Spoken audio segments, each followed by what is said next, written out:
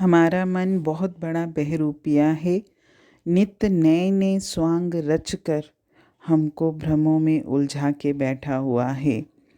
हमारा मन सारी दुनिया में फैला हुआ है और दिन रात इंद्रियों के भोगों और विषय विकारों में ही लगा रहता है। हमारी इच्छाएं और तृष्णाएं कभी भी पूरी नहीं होती।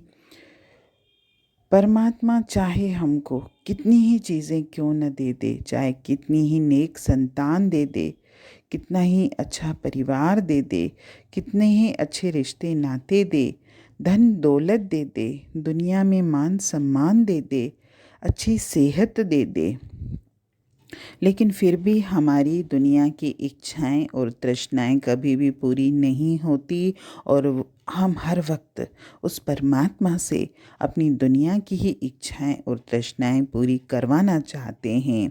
और ये सत्य भी है, क्योंकि हम परमात्मा के पास जब भी जाते हैं तो हमारी प्रार्थनाओं में सिर्फ हमारी इच्छाएं और तृष्णाएं तो होती हैं। हम कभी भी परमात्मा से परमात्मा को नहीं मांगते।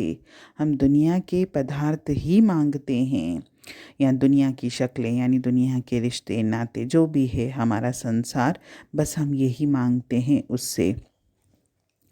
परमात्मा ने नाम रूपी अपार दौलत हमारे अंदर रखी है, लेकिन हमारा मन जो है बाह्यमुखी होकर भटक रहा है।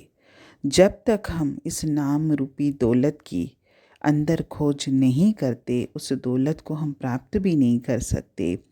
जैसे संसार में जहाँ अब हम लोग रहते हैं, मतलब जहाँ घनी आबादी है, बहुत सारे लोग रहते हैं, तो वहाँ पे पुराने ज़माने में कुएं रहते थे और अब हम उन ज़मीनों पर चलते फिरते हैं, लेकिन हमें मालूम नहीं होता कि जहाँ हम रह रहे हैं इस जगह, इसके नीचे, इस मिट्टी के नीचे कुआं दबा हुआ है।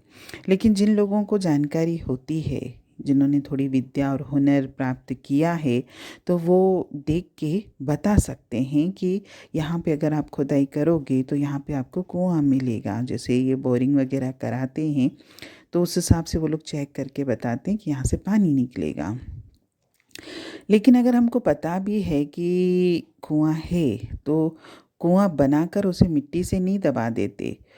उनको सिर्फ ये ज्ञान होता है, मतलब जिनको भी ये नॉलेज होती है कि यहाँ पे कुआं है, उसके ऊपर ये घर बना है या जो भी है, उनको ये ज्ञान होता है जिसका फ़ायदा वो उठा सकते हैं। और अगर कभी उनको कुएं की ज़रूरत पड़ेगी तो वो खोद के उस पर कुएं का उपयोग भी कर सकते हैं, लेकिन पता तो रहता है कि यहाँ कुआं है। इसी तरह सत्संग वाणियों से भी जब हम जुड़ते हैं तो ऐसा वहाँ से कोई ऐसा तरीका नहीं बताया जाता कि परमात्मा हमारे अंदर कैसे है। सिर्फ आपको ये ज्ञान दिया जाता है, ये समझाया जाता है कि हमारे अंदर वह परमात्मा है, उसे आप महसूस करिए और उससे मिलने का रास्ता भी हमारे अंदर ही है। हम सिर्फ बाहरी साधन करते हैं और उन साधनों की भी हमको ज़रूरत है भी, क्योंकि साधन के द्वारा ही तो मैं अंतर जाऊंगा ना। और जब मैं सत्संग वाणियों से जुड़ता हूँ तब धीरे धीरे मुझे अंतर में वाकई में मुझे उस परम शक्ति का एहसास होने भी लगता है। इसीलिए हमको इस जीवन में ऐसे साधनों की तलाश करनी पड़ती है, उनकी संगति में रहना पड़ता है। हमारा मन हमेशा संगति का असर लेता है, ये तो है, क्योंकि हमारे मन को जिसकी भी संगति की आदत होती है वो उसका असर ज़रूर लेगा। अगर हमने शराब पीने वालों की संगति करी तो हमें भी वैसी आदत पड़ जाएगी। अगर हमने गलत कार्य करने वालों की संगति करी तो वैसे ही ख्याल हमारे मन में भी आने शुरू हो जाते हैं। लेकिन अगर हमने परमात्मा के भक्तों और परमात्मा के प्यारों की संगति करी तो उन्हें देखकर हमारे अंदर भी परमात्मा से मिलने का शौक और प्यार पैदा हो जाता है। और हम ये चाहते भी तो हैं, क्योंकि मेरी आत्मा तो यही चाहती है। आत्मा को केवल परमात्मा का संग चाहिए, उसे संसार नहीं चाहिए। मेरी देह को संसार चाहिए, आत्मा को नहीं चाहिए। अगर सूत में बहुत सारी गुत्थियाँ हों तो उससे कभी भी कपड़ा नहीं बुना जा सकता। इसी तरह अगर जो लोग परमात्मा से दूर रहते हैं या जिनके जीवन में माया बहुत है, ऐसे लोगों की कभी भी भूले भटके भी संगति नहीं करनी चाहिए, बल्कि उनसे तो लाख कोस दूर रहना चाहिए।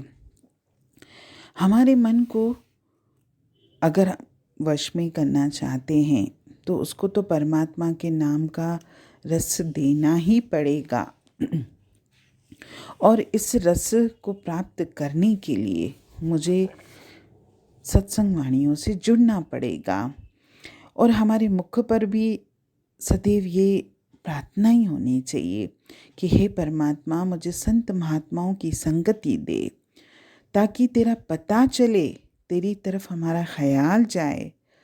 सत्संग वाणियाँ हमेशा आत्मा और परमात्मा का रिश्ता क्या है ये बताती हैं, और आत्मा और परमात्मा के बीच में रुकावट किस चीज़ की है और इस रुकावट को हम कैसे दूर कर सकते हैं इसका पता बताती हैं,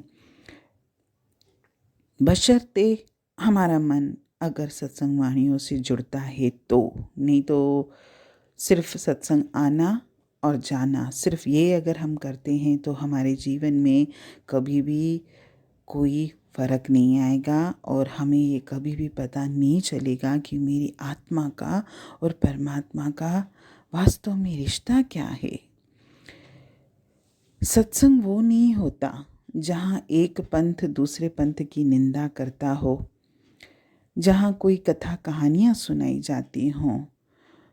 सत्संग में केवल और केवल परमात्मा से मिलने का प्यार प्रेम पैदा किया जाता है और हमें परमात्मा से मिलने का रास्ता और तरीका बताया जाता है। और जो भी व्यक्ति इस रास्ते पर चलता है वही जीवन में फ़ायदे में रहता है।